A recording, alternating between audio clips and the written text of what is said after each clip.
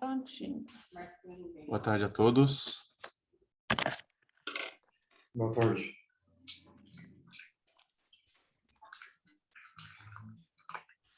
Vocês estão me ouvindo? Sim, professor. Eu acho que o meu som está ruim. Boa tarde a Estamos todos. ouvindo. Boa tarde, professor. Boa tarde. Vocês me ouvem? Porque eu não estou ouvindo vocês. Estamos escutando, sim, professor.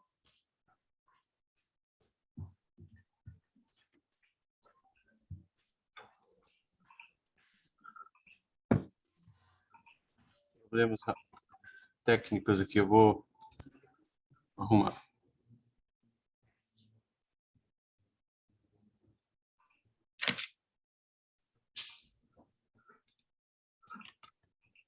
Já descobri o que é.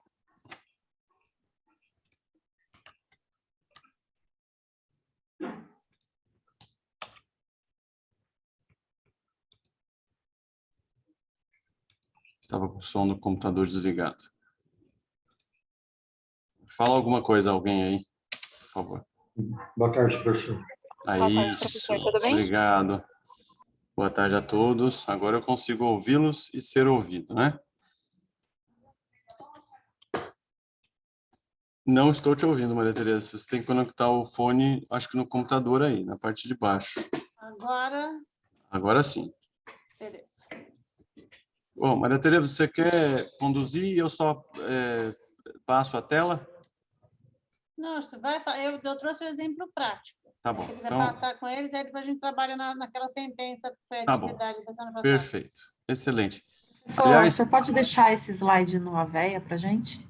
sim, vou deixar assim. Aliás, já tinham me pedido todos os outros. Eu vou repassar todos os slides das aulas de todos, tá bom? Com relação a esse recurso de apelação, nós vamos fazer uma correção, tá? Eu e a professora Maria Tereza vamos corrigi-lo por um outro vídeo e vamos colocar, assim como a defesa trabalhista também. Nesse sentido, eu já comunico a vocês que nós não teremos atividade presencial e caso quem quiser, a gente, eu vou abrir, eu falo por mim, eu abro a participação de vocês para quem quiser vir aqui e agendar comigo previamente a correção de cada peça prática, tá bom? Então vamos começar. Eu estou sendo, caso alguém entenda que eu estou sendo repetitivo, mas foi de propósito para a gente entender ainda quanto à teoria geral do recurso, o fundamento legal, o fundamento constitucional, então seguiremos dessa forma, tá? Como fazer um recurso de embargos de declaração ou embargos declaratórios, fundamento legal continua ainda no preceito constitucional da ampla defesa do contraditório e a todos os meios e recursos inerentes para a garantia dessa cláusula pétrea, desse direito individual do contraditório da ampla defesa. O fundamento legal processual está nos artigos 994, inciso 4º, que fala de todos os recursos, especificamente no artigo 1022 até o 1026 do CPC. Tá bem? Como eu disse, para memorização de vocês, o recurso é o ato pelo qual a parte demonstra seu inconformismo com a decisão proferida nos autos, postulando sua reforma ou modificação no todo ou em parte.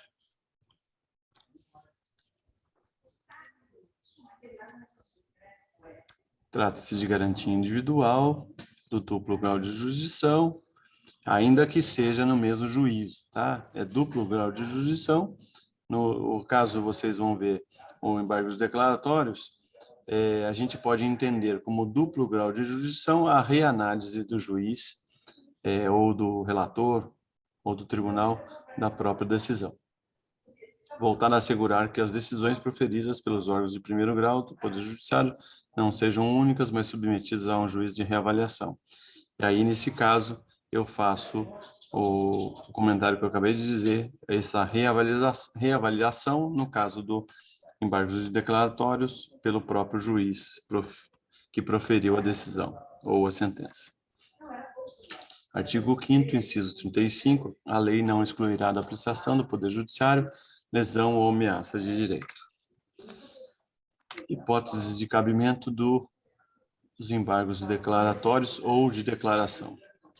Cabem embargos de declaração contra qualquer decisão judicial para esclarecer obscuridade, eliminar contradição, suprir omissão do ponto ou questão sobre o qual deveria se posicionar o juízo de ofício ou a requerimento. Corrigir erro material. E aqui eu faço uma pausa para mostrar para vocês, acho que vocês devem estar acompanhando, o que está em negrito. As hipóteses de cabimento dos embargos declaratórios havendo obscuridade, contradição, omissão ou erro material.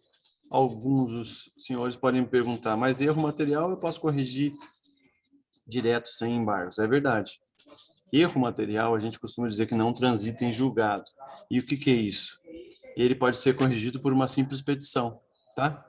Mas o erro material também está entre os requisitos dos embargos declaratórios, tá? Obscuridade, contradição, omissão ou erro material. Considera-se omissa a decisão que deixe de se manifestar sobre tese firmada em julgamentos de casos repetitivos ou em incidente de assunção de competência aplicável ao caso sob julgamento. Incorra em qualquer das condutas descritas no artigo 489, parágrafo 1º. E eu já vou explicar o que fala desse artigo 489, parágrafo 1º, nessa questão que está na tela. Falta de fundamentação. Como vocês sabem, todas as decisões judiciais ou extrajudiciais, elas devem ser fundamentadas, tá? Isso também está na Constituição, vocês sabem disso muito bem. E essa falta de fundamentação é uma das hipóteses pela omissão, obviamente, né? Incertas no artigo 489, parágrafo 1º, que fala da sentença, tá? Não se considera, mas daí a decisão também, em alguns casos, ela deve ser fundamentada. Não se considera fundamentada qualquer decisão judicial, seja interlocutória, sentença ou acórdão, que se limitar à indicação, reprodução ou paráfrase de ato normativo sem explicar sua relação com a causa ou a questão decidida. Muitas das vezes a gente enche o saco de vocês dizendo que vocês têm que, não podem só apontar a base legal, né? E por qual motivo a gente faz isso? Se a gente deve cobrar isso do judiciário, a gente também tem que fazer a nossa parte, não se limitando a indicar, reproduzir ou comentar que seja o ato normativo sem explicar o nexo de causalidade do fato na norma, né? Tá? Também é falta de fundamentação e empregar conceitos jurídicos indeterminados sem explicar essa correlação. Invocar motivos que se prestariam a justificar qualquer outra decisão e não enfrentar todos os argumentos deduzidos no processo capazes de, em tese, infirmar a conclusão adotada pelo julgador. Isso é no caso também da sentença infrapetita, né, que ele não atende tudo que você, como parte, pediu, tá? Ele não enfrenta.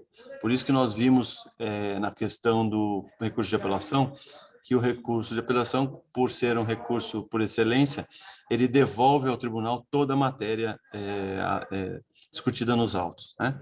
E também se limitar a invocar precedente ou enunciado ou súmula, sem identificar seus fundamentos ou demonstrar essa correlação ao caso concreto. Deixar de seguir enunciado de súmula, sua jurisprudência ou precedente invocado pela parte, sem demonstrar a existência de distinção do caso em julgamento ou superação do entendimento. Aí, nesse último inciso, é quando ele deixa de seguir um enunciado ou súmula ou jurisprudência, apesar de ter sido demonstrado pela parte a pertinência, tá? O prazo, o recurso de embargos declaratórios ou de declaração, ele é o único que é diferente do dos outros recursos, que agora estão unificados em 15 dias de prazo. Os embargos declaratórios, eles têm prazo de 5 dias, obviamente úteis, né? E aqui eu coloquei uma observação: a terminologia correta dos embargos declaratórios é opor embargos declaratórios, né? É a oposição dos embargos. Então, os embargos serão opostos. Eu já vi advogado escrever ou falar: eu vou interpor embargos declaratórios. Tá, então essa terminologia não está correta.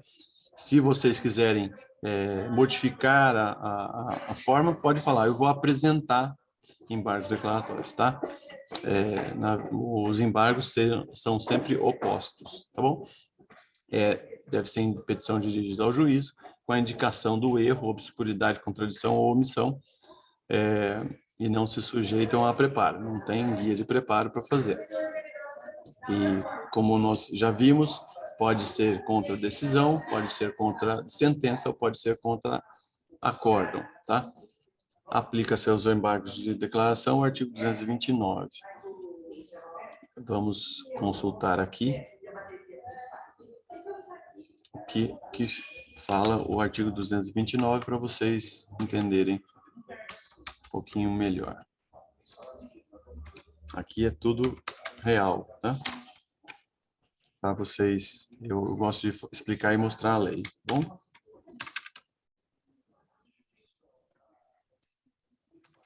Artigo 229. Os litisconsortes que tiverem diferentes procuradores de escritórios de advocacia distintos terão prazos contados em dobro para todas as manifestações de qualquer juiz ou tribunal, independentemente de requerimento. Aqui fala sobre a contagem dos prazos no caso de advogados distintos, tá, gente? Então, por isso, a questão do artigo 229 com relação ao prazo. O juiz intimará, então, o embargado para que, querendo, se manifeste no prazo também de 5 dias sobre os embargos opostos, caso o seu eventual acolhimento implique a modificação da decisão embargada. Lembrando que, se houver uma omissão ou uma contradição, ou propriamente erro material, isso pode implicar a modificação da decisão. Então, é interessante, e isso também lembrando do princípio do contraditório. Esse aqui é uma das raras hipóteses que o juízo, né, o judiciário ou o juiz tem prazo para fazer. O juiz terá o prazo de 5 dias para julgar os embargos. Professor, mas isso não acontece. É verdade, infelizmente não acontece, mas é um dos poucos casos em que está presente no código o prazo para ele julgar. Tá, então, é opor embargos, não interpor ou propor. Tá? Embargos declaratórios ou embargos de declaração podem ser opostos contra decisão ou sentença / acórdão. É o que eu acabei de falar. Tá bom? Vamos lá. Nossa, quanto texto, hein? Mas a gente explica rapidinho isso aqui. Não se preocupem. Deixa eu tirar a câmera daqui. Nos tribunais, o relator apresentará os embargos em mesa na sessão subsequente, proferindo o voto, e não havendo julgamento nessa sessão, será recurso incluído em pauta automaticamente. Para que é isso, gente? Eu trouxe aqui para vocês entenderem como é que é a dinâmica dos embargos nos tribunais, tá? Se você fizer uma oposição de embargos contra um acórdão, por exemplo, o relator apresentará esses embargos em mesa de sessão, né? Quando fala em mesa, ainda é uma terminologia antiga, né? Porque antigamente os autos eram físicos, portanto, permaneceu, apesar de processo eletrônico, permaneceu essa linguagem antiga, né? Em mesa, tá? Em mesa, vocês entendam uma mesa virtual de julgamento, né? Uma sessão de julgamento. Quando os embargos de declaração foram opostos contra a decisão de relator ou outra decisão unipessoal, o órgão prolator da decisão deverá decidi-los monocraticamente. Se for uma decisão do relator, por exemplo, que não conhece um recurso ou ele julga monocraticamente aquele recurso, os embargos serão opostos e ele mesmo deverá decidir monocraticamente. O órgão julgador conhecerá dos embargos de declaração como agravo interno, se entender ser este o recurso cabível, desde que determine previamente a intimação do recorrente para, no prazo de 5 dias, complementar as razões recursais de modo a ajustá-las às exigências do Código de Processo Civil no constantes do 1021, que fala, se não me engano, da apelação, tá? Caso... Não é apelação, não. É o... Acho que é agravo. Agravo. Agravo. Isso, Interno. agravo, isso. Caso o acolhimento dos embargos de declaração implique modificação da decisão, o embargado que já tiver interposto todo recurso tem o direito de complementar ou alterar suas razões, é isso que a gente falou. E se os embargos de declaração forem rejeitados ou não alterarem a conclusão do julgamento, o recurso interposto pela outra parte antes da publicação dos embargos de declaração será processado e julgado independentemente da ratificação.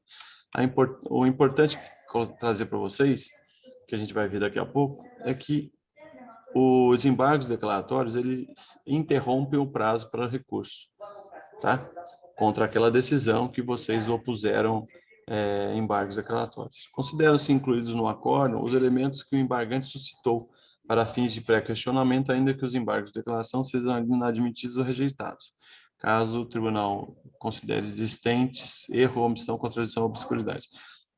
Aqui, gente, isso era mais comum antigamente. Os embargos declaratórios eram muito usados para pré-questionamento preparatório de recurso, principalmente de recurso especial e recurso extraordinário. Tá? Hoje, isso não é mais comum, porque o tribunal tem entendido toda a situação e não precisa pré-questionar. Eles já entendem que já está pré-questionado toda a matéria. Tá?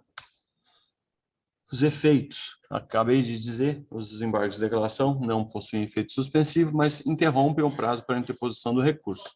A eficácia da decisão monocrática ou colegiada poderá ser suspensa pelo respectivo juiz ou relator, desculpa.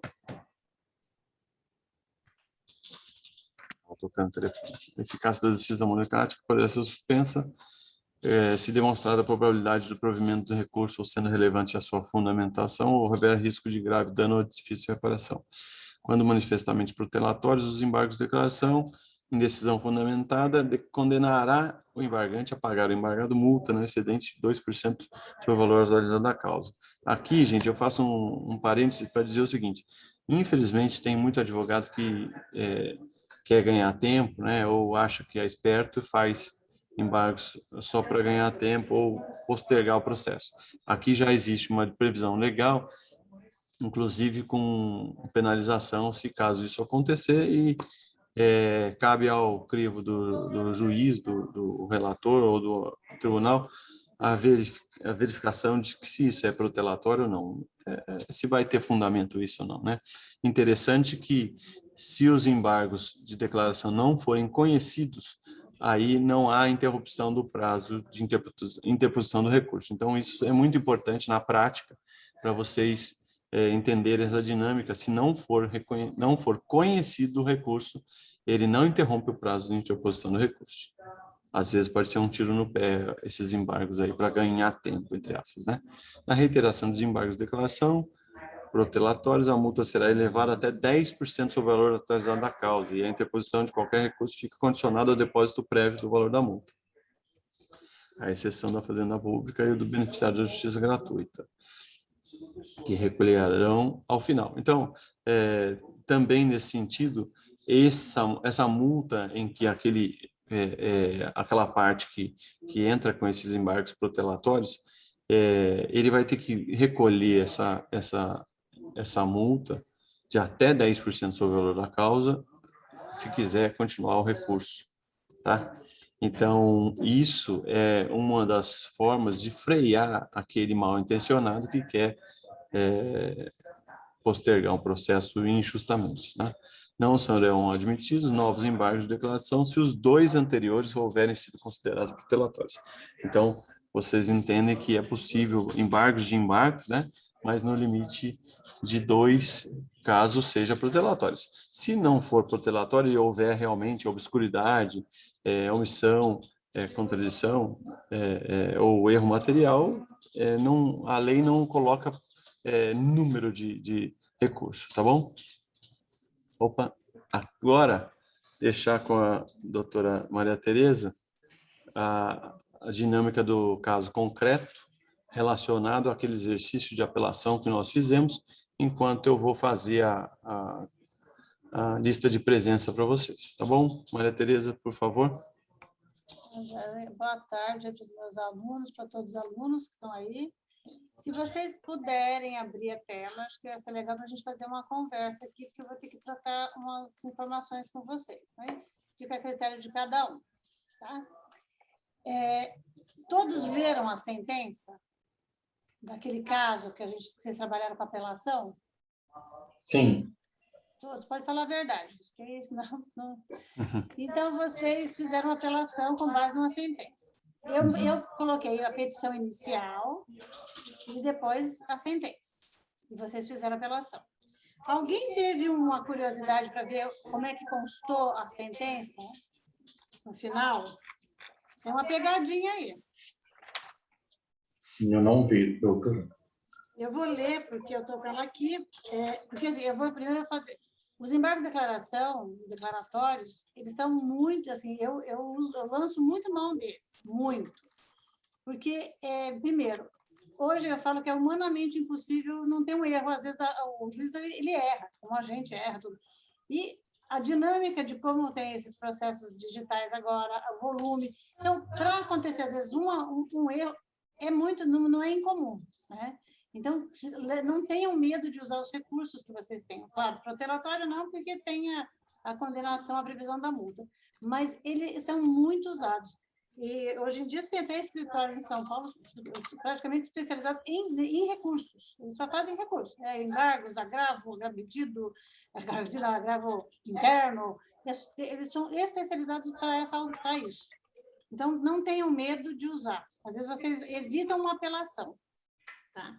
Na sentença, lógico, por confusão ou pressa, a gente não sabe, não vou dizer o que aconteceu, o juiz, ele coloca aqui, vamos ver aqui, ação improcedente, então vamos economizar aqui o tempo de vocês. Maria Tereza, desculpa, só fazer um parênteses, se você quiser também disponibilizar para eles agora os embargos que você fez naquele caso, você me manda e eu, não fui eu. Compartilho. Mas já deu spoiler. Eu vou pegar o Luiz Fernando.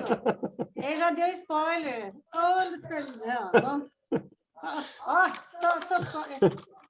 Não, deixa eu pegar onde o juiz fez uma autora inadimplente, demonstrar a autora, de recorrer. Aí, no final, eu estou achando a sentença. A sentença, você está aí? Eu posso procurar aqui. Não, está aqui. Decisão.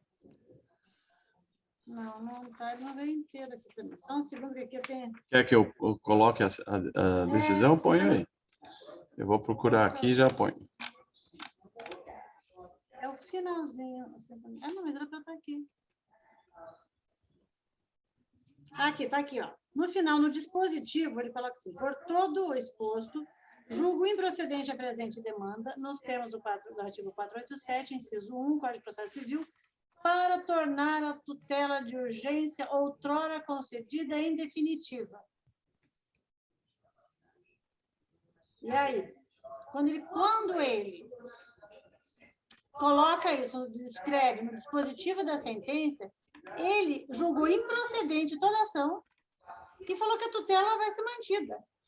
Não ficou uma coisa contraditória? Se ele está falando que o meu pedido é totalmente ele não me deu nada do pedido, como é que ele mantém a coisa, o principal que eu pedi, que era manter a tutela de urgência? Eu fiquei quieta. Sou advogada da parte que estava lá, que estaria se beneficiando. No dia seguinte, o outro advogado viu, lógico, era um erro. Aí opôs os embargos de declaração, o juiz acolheu na hora, lógico. Porque ele tinha que ter, ele não tinha que ter, a tutela já ia perder o efeito. Se ele tava... Esse é um caso que eu falei, por isso que essa apelação eu achei muito interessante. Porque os estagiários trabalharam em todos os pontos dela. Porque foi revogada a tutela. Porque a partir do momento que foi improcedente, ele... lógico, sabia que isso iria cair, não ia ter jeito. Mas eu tive que... Aí, o que eu fiz depois? Como o Luiz Fernando falou, eu peticionei, como era época de pandemia, e pedi para que fosse mantida a tutela, e aí depois ela foi restabelecida. Mas, na sentença, foi contraditória. Então, teve que, por os embargos de declaração, conseguiram, aí o juiz acolheu e ficou tudo certinho. Mas para você ver como a confusão que ia dar isso aí se o advogado não tivesse essa eu ia ficar uma coisa totalmente sem pé nem cabeça. Maria Tereza, a sentença, inclusive o dispositivo está na tela. Se você quiser, os embargos declaratórios eu coloco também. Pode até colocar, ou a gente depois disponibiliza no AVA para eles lerem, porque é interessante, porque é um embargo de declaração de uma lauda e meia, e que era só assim, também muito objetivo. Está na tela. Né? Tá.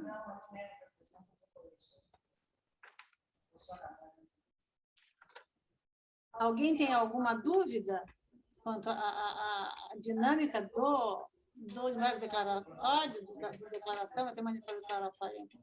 Se alguém tem alguma dúvida, quer fazer alguma pergunta? Se quiser ler, pode ler, que eu Professor, não sei se vai estão disponibilizar para nós Sim. no AVA? Uhum. Sim. Vai disponibilizar o material. A gente vai disponibilizar a sentença. Eu acho que pode ser, né, Maria Tereza? Sentença, apelação e embargos declaratórios, porque a gente tratou dos 3 temas, né? E o acórdão também, se quiser, a gente pode colocar. Alguém quer fazer alguma pergunta? Eu queria que essa nossa dinâmica agora de sexta-feira fosse mais ou menos nesse formato, que eu estava conversando com o Luiz Fernando. A gente passa a matéria, o texto, só tópicos, para vocês, e depois a gente faz esse bate-papo para vocês terem um pouquinho da ideia da prática, né? Porque a gente está bem perdido com esse negócio da prática, mas acho que a gente agora, se a gente marcar toda sexta-feira, a gente conseguir manter essa dinâmica, vocês vão ter umas horas extras aí para acreditar e vão ter um bate-papo, você pode tirar uma dúvida ou correção, coisa, né? Correção, né? Apelação. A gente também já...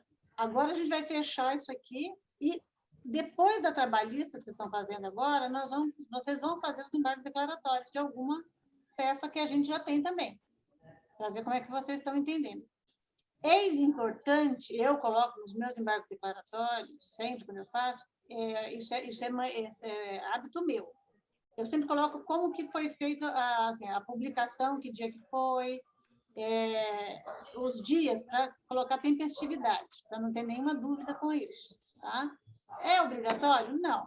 É só para facilitar para o juiz visualizar que está dentro da tempestivo. Então, eu falo, a decisão de Flores foi publicada na data dia tal, no Diário Oficial, e a oposição no dia tal, sempre tempestivo. Só para ficar... Quanto mais clareza eu demonstrar, mais fácil fica o juiz também de entender o que eu estou pedindo. Né? Maria Tereza, a decisão que recebeu os embargos está na tela. Tá. Se quiser comentar. Cadê a decisão? Deixa eu tirar aqui vocês. Mera colha do filho na tutela de urgência deve ser...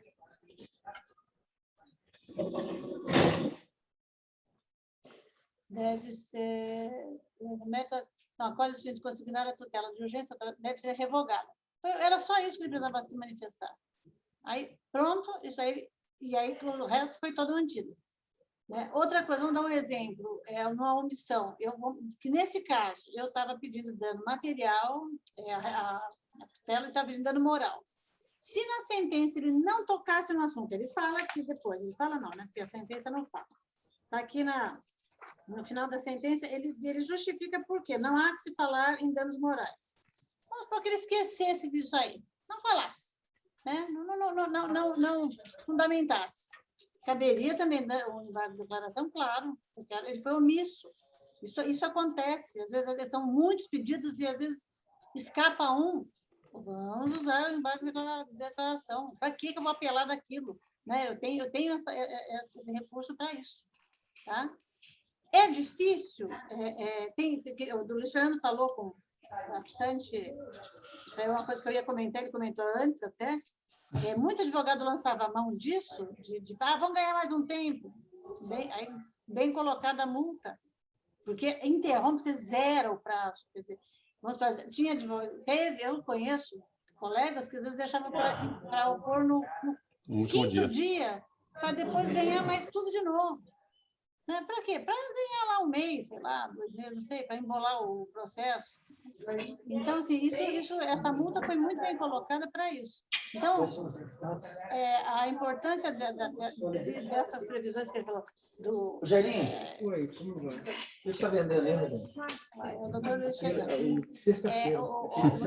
Lançar a mão dele quando tiver omissão, Tem que trazer. isso é muito. Vocês vão usar. Então, aprendam a fazer uma peça simples, porque vocês vão se esbarrar muito nisso. Tem que fazer uma coisa mais linda para eles, pô. O que mais? Alguém quer comentar alguma coisa? Alguém já fez os embargos do escritório que trabalha? Fazer um espaguete matutiano. Tu acha? Vai ter uma puxada de bode. Nossa, olha o doutor Luiz falando, gente. Minha mãe do céu. Hein? Nossa ideia é ter uma aula mais próxima com vocês. Né? Pelo menos uma vez por semana que a gente possa se olhar no olho aí. Então, perguntem. Né? Por favor, perguntem. Porque a gente estaria aqui na mesa esperando vocês tirarem das dúvidas.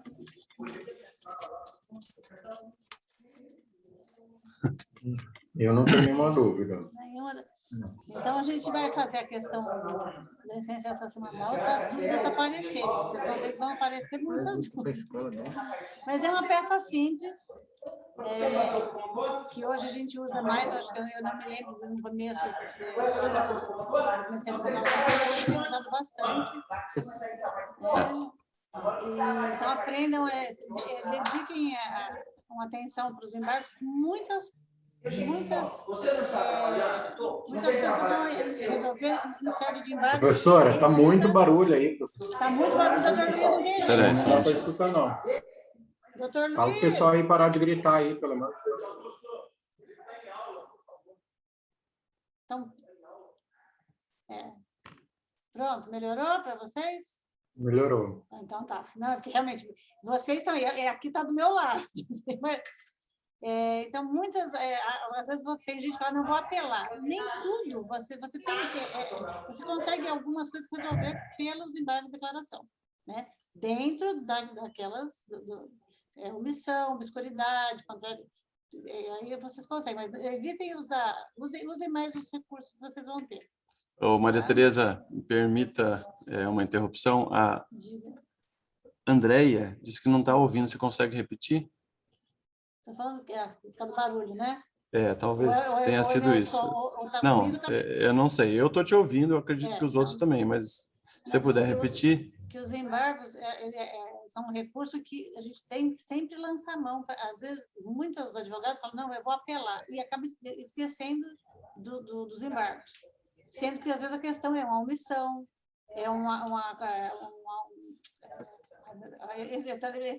esse caso aqui, se eu fosse apelar, eu ia ficar com a tutela até, para mim, está ótimo.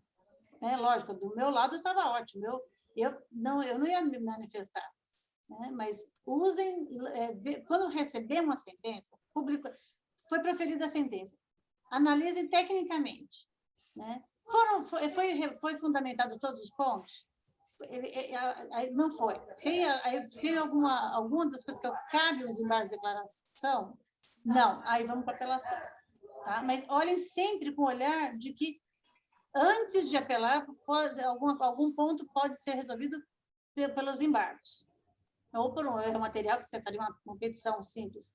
Mas leiam sempre atentamente, e às vezes talvez não seja necessário nem apelar, nem opor embargos, porque às vezes eu recebi um acordo ontem que eu não tenho, eu perdi, né? Meu cliente não tem direito, era um caso de... Ele tem uma empresa e ele usou o logo tipo da Microsoft. Então, ele fazia propaganda da empresa e fazia dos programas que Os caras vieram com tudo em cima. E ele falava assim, mas eu usei para fazer propaganda. E eu estou fazendo até bem para eles. Porque eu não estou vendendo, mas eu estou falando que eu tenho esse programa na minha empresa. Só que ele não pode fazer isso. E aí a gente foi, lógico, eu apelei delicadamente, né? Mas tomei uma multa, porque o tribunal entendeu que era protelatório. E eu olhei e falei, não tenho o que eu falar, está perfeita, fundamento. Ele pegou todos os pontos que eu tinha argumentado, todos os pontos. E eu vou falar para o meu cliente, não tem o que fazer.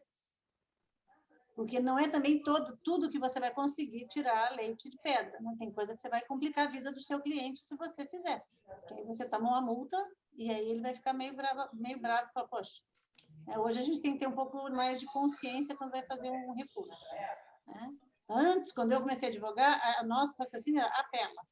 Deixa para a gente ver, apela. O tribunal não tinha o que fazer na vida, a não ser receber recurso. E agora a gente tem que ter uma consciência, porque as multas estão vindo, quando é sobre o valor da causa, o valor da condenação. Se eu fizer alguma movimentação, é sobre o valor da condenação. Então, vai ser meio pesado. Imagina, lembra quando a gente sempre fala que o primeiro juiz da causa é o advogado. Então, antes de entrar com o recurso, inclusive, né, no tocante aos recursos, a fase recursal agora pode aumentar os honorários de sucumbência. Então, na hora de recorrer, tenham em mente isso também. Porque antes a gente falava assim, piorar não fica, agora piorar fica. Fica assim. Piorar fica. Então, assim, não para ter medo, é para a gente estudar. Né? Eu já tive no escritório, no escritório do meu marido é especializado em recursos. Né? Como eu faço parte da mediação, é difícil ter recurso. Por quê? Porque a minha advocacia é pautada na mediação, então a gente acaba resolvendo em primeira instância.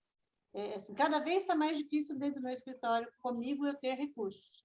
Mas o meu marido é recurso, ele é especializado nisso. Eu já tive caso ali que eu vi esse ano, que eu faço parte, de perdeu em primeira, perdeu em segunda, e eles foram para a terceira e virou o jogo brilhantemente, lindamente, e a pessoa teve devolvido a casa que ela tinha no Colinas. Você vê o tamanho da ação qual é. Então, um recurso bem feito, ele vira o jogo. Por quê? Porque existem muitas falhas, e às vezes apontando, até o próprio tribunal ele reconhece e reforma. Então, dá trabalho? Dá muito trabalho. Vocês têm que estudar bastante. Mas uma fatia aí, que a gente já está falando como prática, né? Que vocês se preocupem em se dedicar muito ao recurso, porque cada vez está sendo mais necessário e cada vez está sendo mais, você está tendo que ter mais perfeição. Então, isso é bacana, porque vai chegando a uma excelência aí que entre os juízes, os desembargadores e o advogado, né? Não com aquela coisa de... E a sustentação oral, que também é muito importante que vocês comecem a também ter esse ouvido para ir atrás, ou de curso, ou de ler, ou de ver no YouTube, para que vocês vejam como que é uma sustentação oral e como isso faz diferença também num grau recursal. Tá? Alguém quer conversar, para falar alguma informação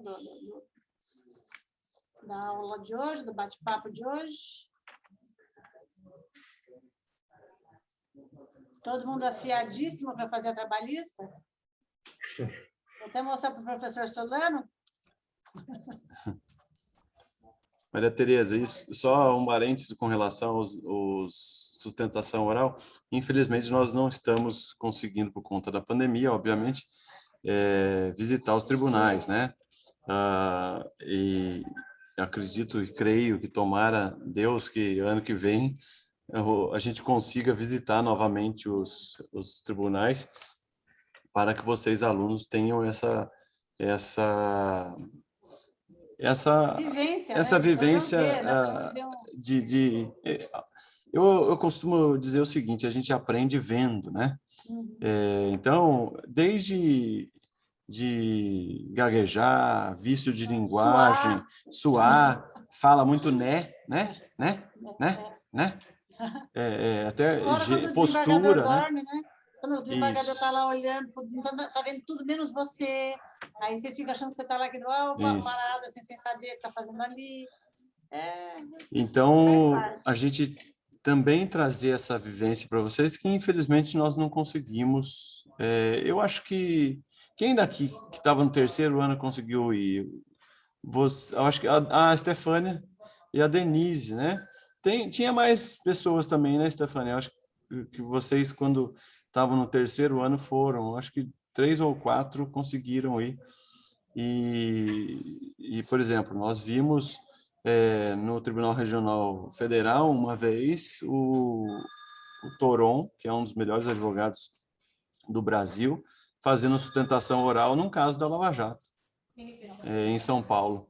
Quer dizer, só assistir o Toron já é Nossa, uma aula, né? Ele aula. teve a oportunidade de falar nesse ano, acho que foi a aula inaugural da Univap com ele.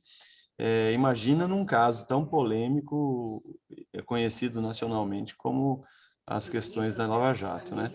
Então, mas dá para vocês assistirem sustentação oral pelo YouTube, tem bastante casos aí. Vamos ver se a gente consegue procurar Fazer Maria Tereza, para a gente, eventualmente, eu não vou dar aula aqui de sustentação oral, quem sou eu, né?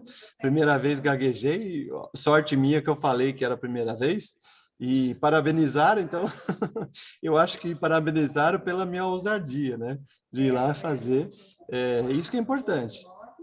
Nós temos aqui o Luiz Augusto, que tem o dom da oratória, ele nos ensina a cada dia, né? Tanto pela entonação da voz, né, Maria Tereza, que a gente já presenciou hoje já mesmo. viu agora, né, como é que é? Não, mas eu vou até contar um caos. No meu escritório tem um rapaz que ele já está com a gente há 8, 10 anos. Ele entrou no escritório muito quietinho. Ele não falava. A voz dele a gente nem ouvia. Hoje ele é um monstro da sustentação oral em São Paulo, quando ele faz. Quando meu marido começou a ver assim, falar, eu peguei e falava para ele, olha, esquece desse menino. Ele nunca vai fazer uma sustentação oral, ele nem fala, ele não tem voz, olha só, a vozinha dele era fininha. Este menino, e ele foi sozinho, meu marido nunca acompanhou, porque ele falava assim, se eu for, ele vai ficar tímido, então ele vai sozinho. Então começou a pegar um caso que a gente achava que ele via que não ia ter muita... Ele treinando, e mandava. Hoje, este menino, que ele não tem nem 30 anos, está para fazer, ele está um monstro lá quando ele vai. Hoje ele recebe particular. Quando alguém vai no escritório, ele já é contratado particular. Já é fora do escritório, é mérito dele, porque ele se desenvolveu. Então, vocês estão aí, vão sair para o mercado, já pensem nisso se tiverem interesse, porque é um mercado que tem um retorno muito bacana, de valor, né, de reconhecimento, né? Eu acho que é válido vocês, quem tiver aí o dom do Dr. Luiz Augusto aqui, né? Tiver essa facilidade, não, nem facilidade, porque esse rapaz não tinha facilidade e foi buscar o talento, né? Então, olhem para isso também. Né? O segredo também é chegar cedo, viu? Para você conseguir pegar Às uma 9, beca. antes das... senão não tem Conseguir mais. pegar uma beca, porque teve uma vez que eu, com esse tamanho, 1,83 m, com uns 95 quilos ou mais, né? Não vou entrar em detalhes, tive que pegar uma beca M, né? Você imagina como é que eu não fiz a sustentação oral. Embalado. Não, engessado, assim, ó, eu só mexi a boca, né? Mas aí, e também sugiro, se vocês quiserem sugerir algum tema, alguma coisa para a gente fazer nessa aula de sexta, que fique essa dinâmica gostosa da gente fazer, sugira, a gente faz. Eu só acho que eles estão muito quietos, né, Maria Tereza?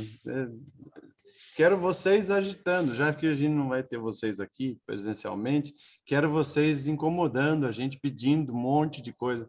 Olha, corrige minha peça, me dá um caso assim, me dá um caso daquele jeito.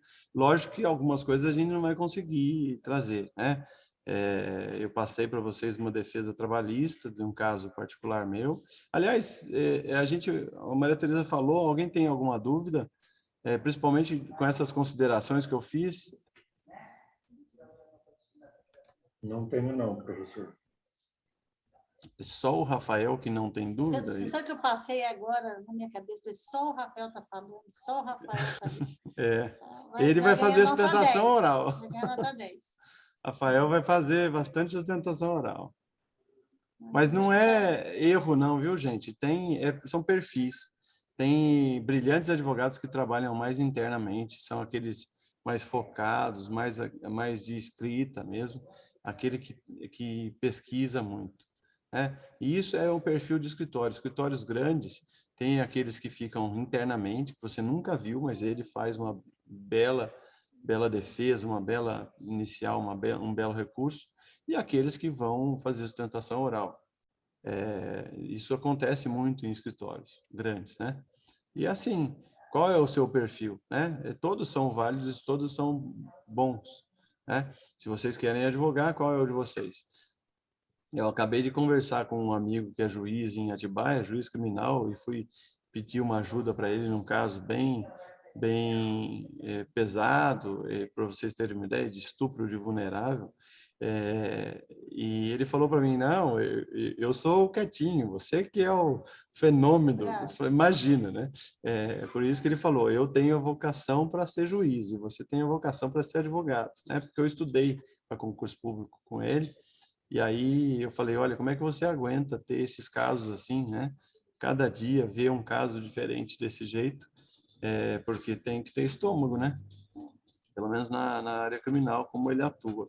E aí ele falou, olha, eu tenho a vocação, e o Leonardo, que é esse juiz de Atibaia, juiz criminal, quem atua em Atibaia, algum escritório aí, vai saber quem é. Ele é aquele focado na escrita mesmo, um cara extremamente inteligente. As audiências dele, às vezes ele grava e me manda para mim, ele é todo formal, todo engessado, praticamente do jeito que eu era no dia da sustentação oral com a Beca M, né? Tá? É isso, Maria Tereza. Será que encerramos?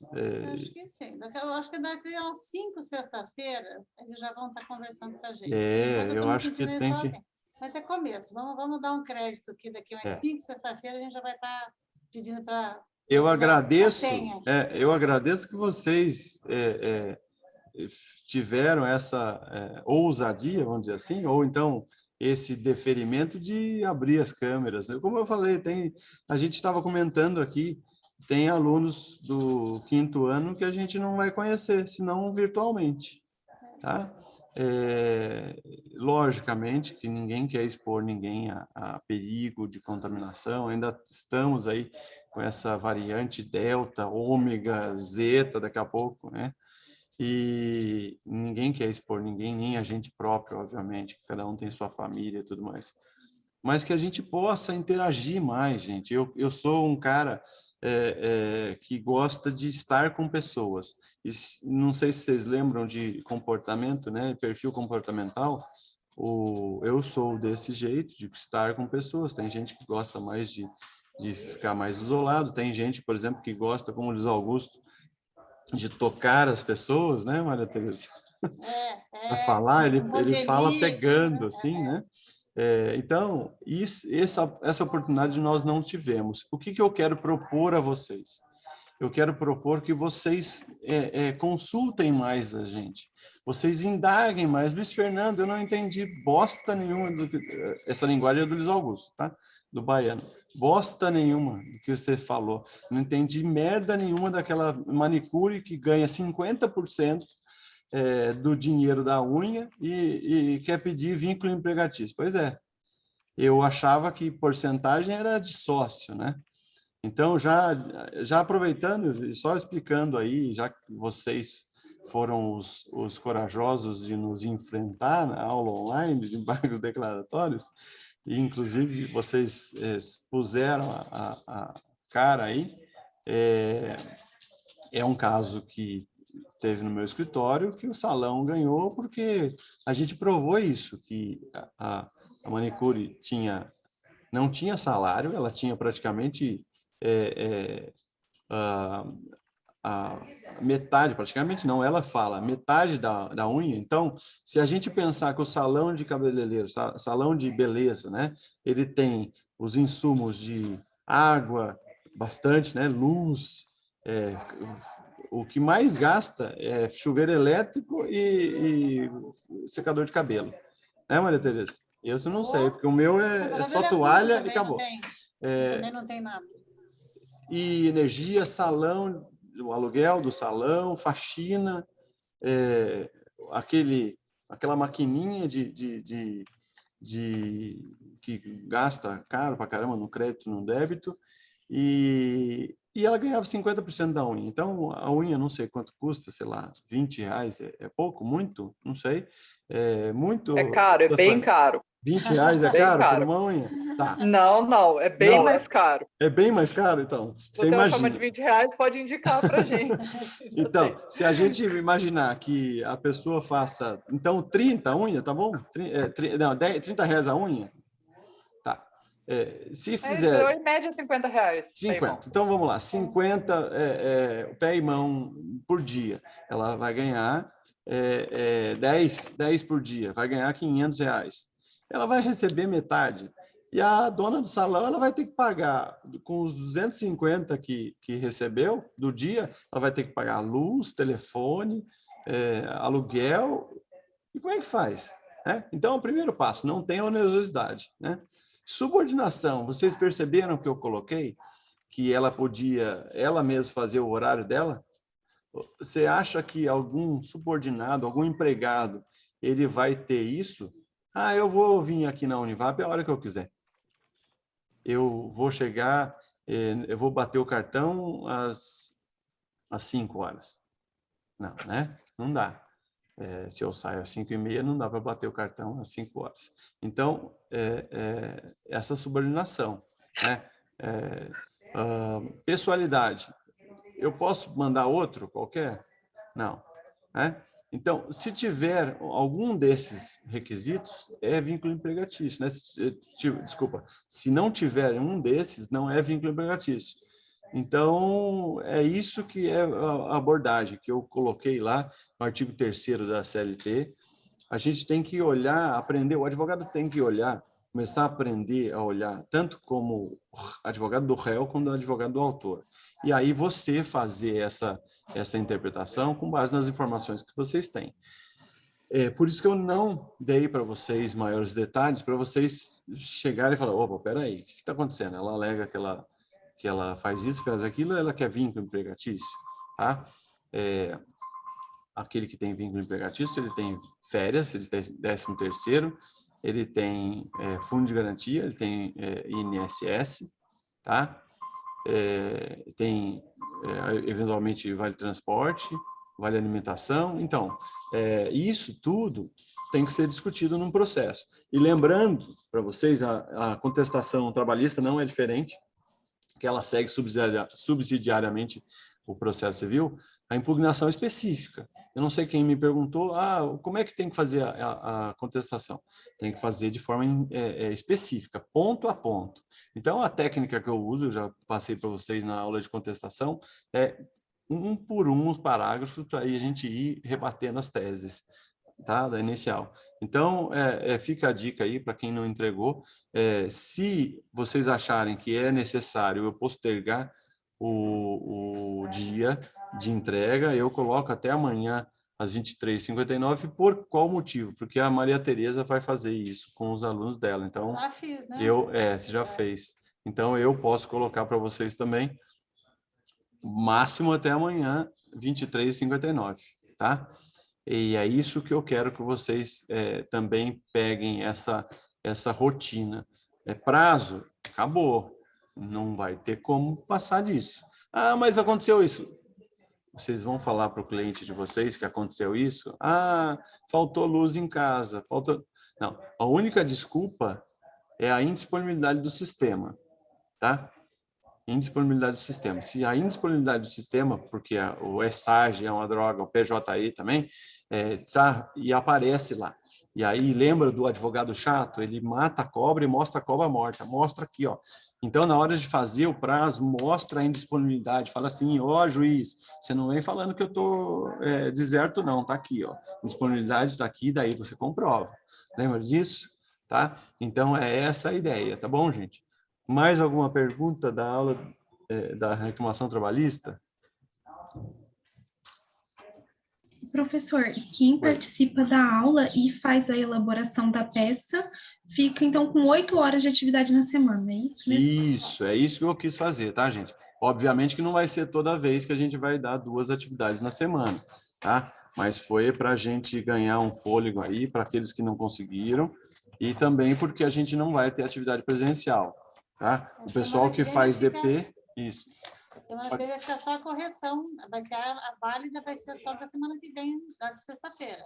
Nós vamos fazer a correção, e aí a Milena e a Lívia chamaram aqui a atenção para auxiliar como inserir as peças, a jurisprudência nas peças. A gente também pode ver isso aí. Isso que a gente quer fazer. Vocês tragam coisas que são da prática e que a gente consiga resolver online com vocês. Exatamente. A semana que vem não vai ter aula? Assim, não vai só ter na peça? sexta-feira. Não. Na sexta-feira. Mas e daí quem não vai poder? Porque não é toda sexta que eu posso.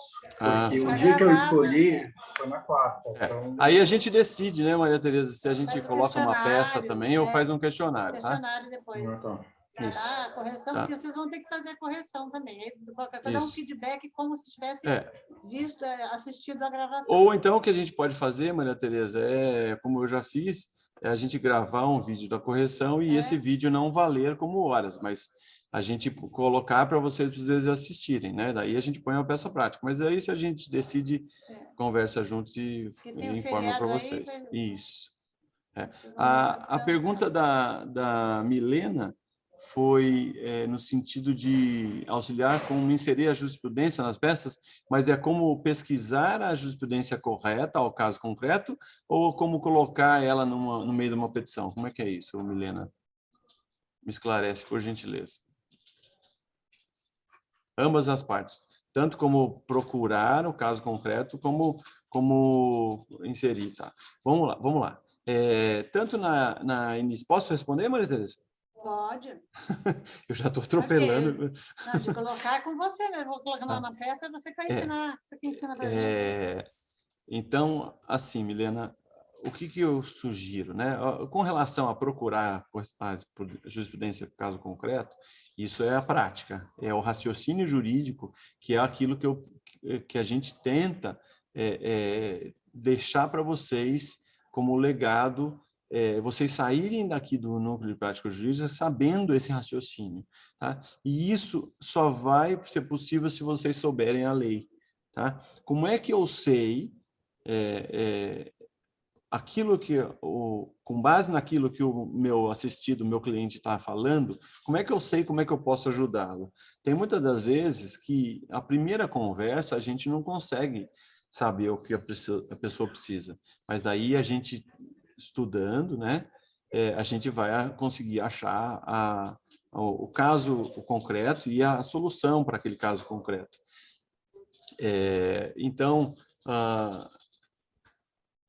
assim, é só mesmo estudando a lei para a gente saber todas as hipóteses. E, obviamente, que como o direito é dinâmico, a gente não vai saber tudo, mas a gente vai ouvir com um ouvido seletivo e bem uma empatia, uma solidariedade com a situação da pessoa, muitas das vezes cheia de sentimento e tudo mais, a gente vai analisar a situação e vai tentar tanto trazer a doutrina, o fundamento legal, quanto a jurisprudência no sentido, no caso concreto. Pesquisa, tá, Milena? Pesquisa. Com relação a colocar na peça e onde colocar, a gente sempre faz a petição, qualquer peça que seja, por partes, né? Primeiro falando do fato, né? E depois falando do direito. Eu costumo fazer o seguinte, primeiro debater o fato, tanto o autor como o réu, e depois trazer o fundamento legal. Até mais, dei tchau para um ex-aluno que nos visitou aqui. A gente primeiro trazer a lei, a norma, né? Depois a gente trazer jurisprudência e doutrina a respeito daquele tema, né? Porque daí fica um discurso, uma redação bem lógica, né? A gente primeiro falar do fato e depois aquele silogismo que a gente já falou algumas vezes e não é demais repetir. A premissa maior, premissa menor, conclusão, né? Nesse silogismo, e aí a gente coloca o João é homem e todo homem é mortal, logo João é mortal, né? Esse silogismo, a assunção do fato à norma, a gente faz no descritivo. E se a pergunta também foi aonde colocar e como colocar, se a questão for de ABNT, né, eu sugiro, vocês já devem estar pesquisando como fazer o trabalho científico, a ABNT fala que tem que ser de modo destacado, né?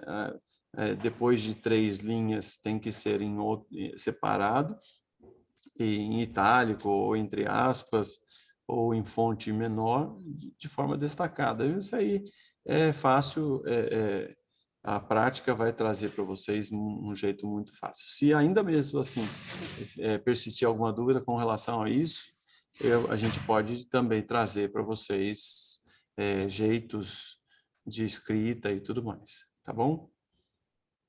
Acho que é isso. Samuel, Então, segunda-feira, né, a gente não vai colocar atividade, só para eles ficarem já... eu acho que por conta do feriado, a gente pode analisar, Maria Tereza, se a gente coloca ou não, daí a gente conversa e avisa vocês, tá? Mas eu acho que vai ficar aula de sexta, mas Professor. Oi? Desculpa, mas essa atividade agora de sexta-feira é fixa? Assim, a gente vai ter até o final do semestre? Não Ou é só no mês sabemos de ainda, dezembro? o Lucas. Tudo que a gente fez, ainda a gente está tentando fazer um jeito para, como é que fala para vocês? Para dar mais atividade para vocês, vai dar mais prática para vocês. A ideia de colocar tudo peça prática, isso envolve uma responsabilidade da gente com relação à correção. A gente tem que trazer para vocês essa correção de forma que vocês tenham o feedback da atividade. Tá? Maria Tereza, eu acho que eu vou tirar o seu microfone, pronto. Para que vocês tenham esse feedback da atividade em si. Então, eu peço que vocês nos procurem, olha, eu não estou conseguindo fazer tal coisa, ou então estou dúvida, mas então eu quero que você corrija tal atividade. Daí a gente vai corrigir.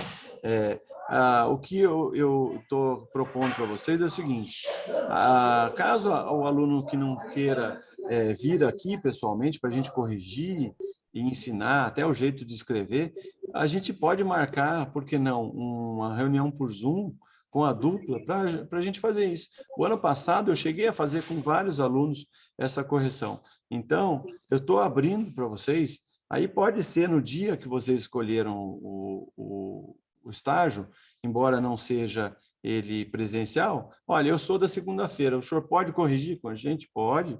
Então, vamos marcar, eu abro uma sala, mando para vocês o link, eu quero que você corrija a atividade da defesa da reclamação trabalhista que você deu. Ótimo, vamos fazer, tá bom?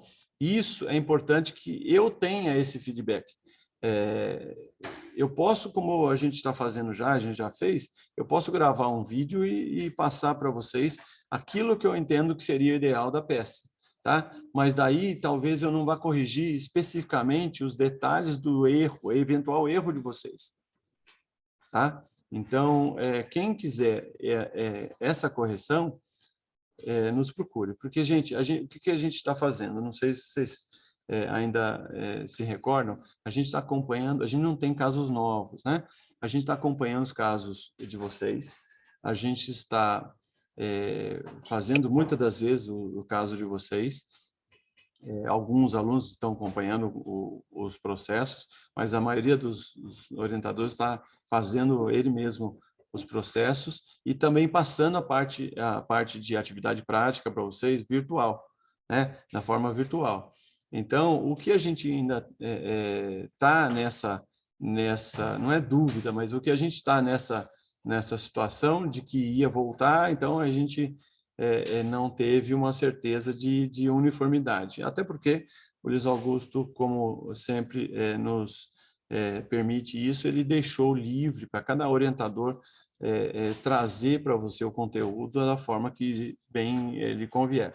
E tivemos, eu e a Maria Tereza, essa ideia de continuar essas aulas, tá, Lucas? Então, eu vou conversar com a Maria Tereza direitinho, e daí a gente vai passar para vocês se a gente vai continuar em dupla fazendo aulas, qual dia vai ser, se vai ser toda sexta-feira, se essa aula vai ser uma reposição, se essa aula vai ser a atividade da semana principal, tá bom? Isso a gente esclarece. Tá? Entendam, bem, gente? Tá bom? Obrigado. Tá. Deixa eu tirar o mudo de você, Maria Tereza. Tira aí. Agora pode falar, Maria Tereza. Não conseguiu? Pronto. Isso. Para vocês está bom desse jeito também? Está sendo... Para a gente fazer esse formato de, na sexta, fazer um apanhado com vocês, assim, para essa dinâmica? Não, por mim tá ok, professora, só que agora eu vou começar a fazer estágio na Caixa Econômica à tarde, então vai ficar difícil para mim na sexta-feira. Não, sempre a sexta vai ser o extra, nunca vai ser obrigatório, isso. tá? Para vocês justamente terem essa flexibilidade aí, enquanto puder. Eu quero que vocês entendam o seguinte, o nosso... Eu vou completar ano que vem 10 anos aqui, nossa organização, nosso planejamento, todo o nosso sistema de NPJ, ele sempre foi de passar para vocês os casos reais que surgirem, né? Então, se surgir um caso de família, eu vou passar para vocês. Se surgir um caso de JEC, a gente vai passar para vocês. Então, essa logística nossa era sempre baseada na atividade real que chegava. Então, era assim, cada um atende 6 casos por dia, e no final a gente contabilizava em dezembro 3.800 atendimentos praticamente, tá? Mais de 150 audiências, e é isso que a gente fazia, né? Chegou a pandemia, o que principalmente comigo, eu falei, Luiz Augusto, eu sou um cara impaciente, então eu quero inovar, eu quero fazer coisas diferentes. E aí a gente propôs as aulas, a gente propôs essa ideia de feedback de correção individual ou gravação, né? Eu fui ter que aprender a fazer gravação de Zoom e gravação de YouTube.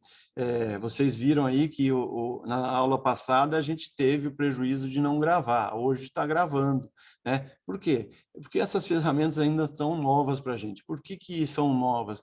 A gente não teve que fazer assim um estudo. Teve professor, por exemplo, a Denise, ela falou para mim que ela está dominando até mesa digitalizadora. Ela está escrevendo, ela está... Por quê? Porque ela teve que fazer isso, porque ela começou a fazer só online, né? Então, a gente, além de trazer... não estou justificando, tá, gente? Não, imagina como se a gente estivesse pedindo desculpas, não é isso. A gente está mostrando para vocês que todo o processo a gente teve que cuidar. Por quê? Se vocês não estão aqui para ver esse processo, quem que vai cuidar? É o orientador, é a Maria Tereza, é a Crislane, a Márcia, Luiz Fernando, que estão com o nome lá na procuração e devem zelar. Isso é responsabilidade civil, inclusive se a gente perder um prazo, se a gente fizer alguma coisa, tá? Então, isso é muito importante. O que aconteceu? A gente tinha que fazer tudo. A gente tinha que fazer o acompanhamento do processo e também disponibilizar para vocês a atividade prática, né? a aula anterior podia ser disponibilizada? Diva, ela não foi gravada, infelizmente. Isso foi um erro meu. Eu peço perdão, porque a gente começou a aula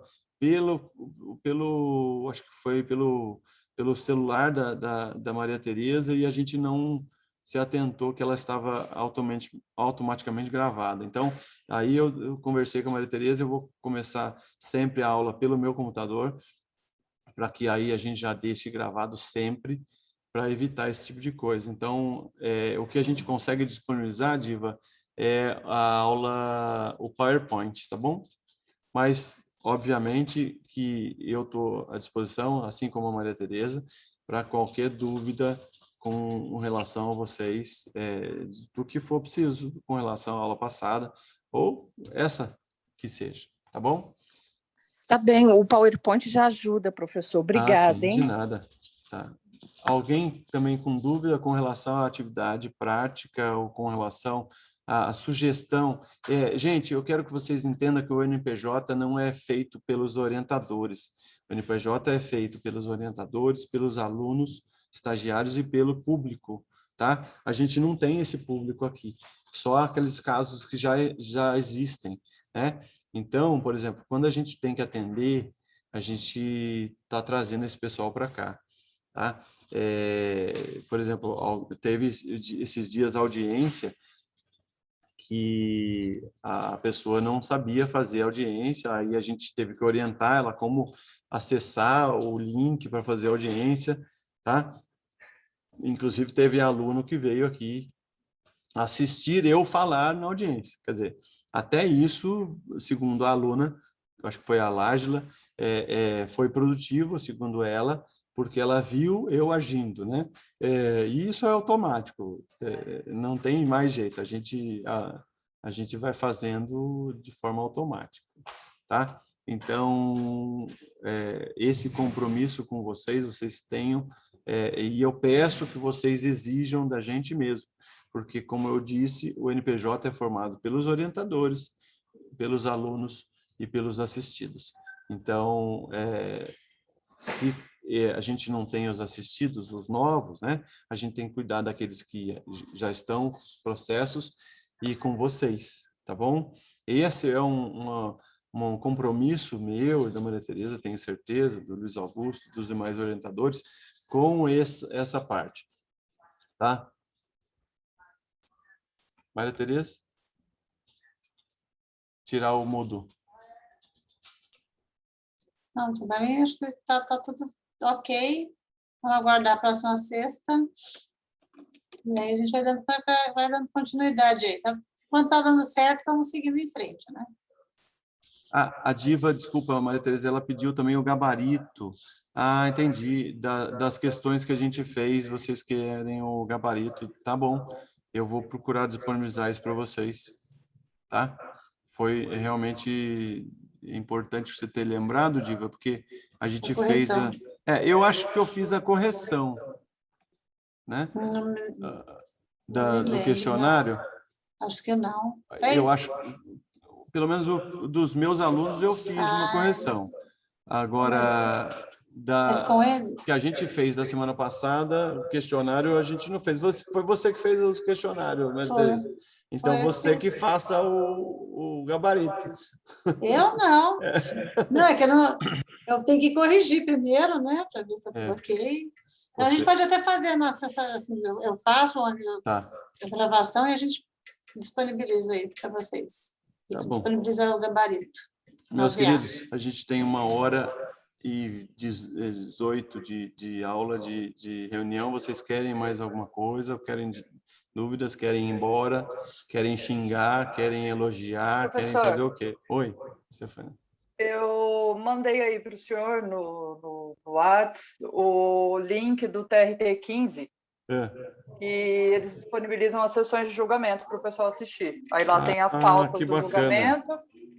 Você mandou no WhatsApp? Isso, e as datas, etc. E, salvo engano, nós que tem aqui no TJ, é só entrar em contato com algum cartório que, de repente, o juiz autoriza. Tá. Encaminha um link e o juiz autoriza para assistir as audiências. Tá. Eu vou ver se eu consigo mandar agora Manda para mim também que eu vou compartilhar. Você tá com o WhatsApp ligado, Maria Tereza, aí? Tô. No computador? Então eu vou mandar para você. Não, estou aqui, mas eu mando... Não, você está no telefone ou no computador? Você está no computador, no telefone. sim. Você está no computador Tá. também. A gente começou Sim. por aí. Então, aí você coloca Ctrl+C e coloca no chat para os alunos. Ai, minha Nossa Senhora. Não vou saber fazer isso. Muito obrigado, Stefânia. Isso é muito bom para os alunos verem eu não sei se pela imprensa, ali no site do TJ mesmo, aqui de São Paulo, eu não sei se ou pelo canal da imprensa ou... Eles têm uma parte lá de atendimento, é só você pedir, que daí, se o juiz autorizar, ele deixa mandar o link para entrar e assistir as audiências. Ah, sim, audiências reais, né? Ok. Muito bom. Mais alguém? A Rani está presente? Quietinha. Está quietinha. A Brísia também, que sempre fala, hoje não quis falar com a gente.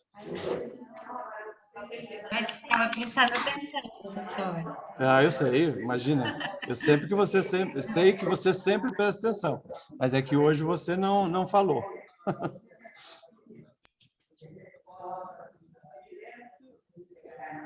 Na próxima aula da correção da peça trabalhista, eu acho que eu vou perguntar várias coisas, várias dúvidas. Tá bom. Tá joia. Mais alguém, alguma coisa? Geralmente, às vezes eu coloco... Lívia, Samuel, Heloísa, Ana Beatriz, que estão online também, não falaram com a gente. Hoje tem lista para assinar, professor? E eu já disponibilizei, Diva. Se você quiser, eu ponho de novo. Por favor, que eu caí e voltei, aí perdi. Ah, não, eu mandei para a Milena, direto. Espera aí. Vou colocar para todo mundo aqui. Pronto. Mandei. Mandei já para todos novamente a lista de presença. O que agora eu vou dizer para vocês uma das coisas que é ruim, e isso não adianta, não vai trazer só o cômputo de horas para vocês, mas não vai trazer nenhum aprendizado. A gente fazer essas aulas, o aluno nem ouvir nada que está falando, e vai lá e assina a lista de presença. Então, podem continuar fazendo isso, quem quiser, porque a gente está aqui para passar para vocês o conteúdo e o conhecimento que a gente tem, que talvez seja um pouco mais do que de vocês, apenas por tempo anterior, né? Por uma vivência maior. Não seja por qualidade, seja só por tempo que a gente tenha aí de adiantamento de advocacia ou de próprio NPJ, tá? Então, quem quiser continuar fazendo assim, assim, eu não vou fazer nada, o que eu vou fazer? Mas, tá? Não vai ter aprendizado nenhum. Agora, pessoas como me procuraram, falaram, professor, eu não consegui ficar o tempo todo na aula, eu vou ter que ter médico, já estava agendado previamente, eu vou ter que sair, eu vou perder por causa disso. Eu falei, não, você está dando satisfação e, inclusive, é uma questão médica. Quem sou eu para dizer que vocês não devem fazer isso, tá? Mas fica aí o meu, não é desabafo, mas fica aí o meu pedido para vocês conscientizar os outros alunos, que o que a gente quer é que todos os alunos estejam presentes. Lógico que não é possível, mas na medida do possível, que vocês tenham isso e procurem a gente, tá? Professor, eu não vou poder ir todos os dias, como o Rafael colocou bem, por causa de estágio. Tá bom, mas eu vou conseguir fazer atividade prática, é isso que importa.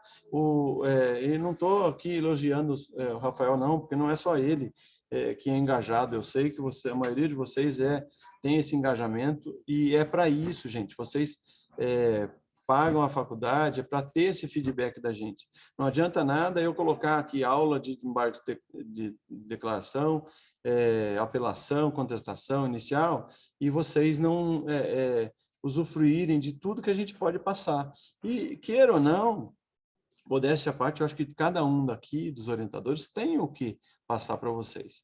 Ainda que seja esse pequeno conhecimento a mais, por vivência anterior, tá bom?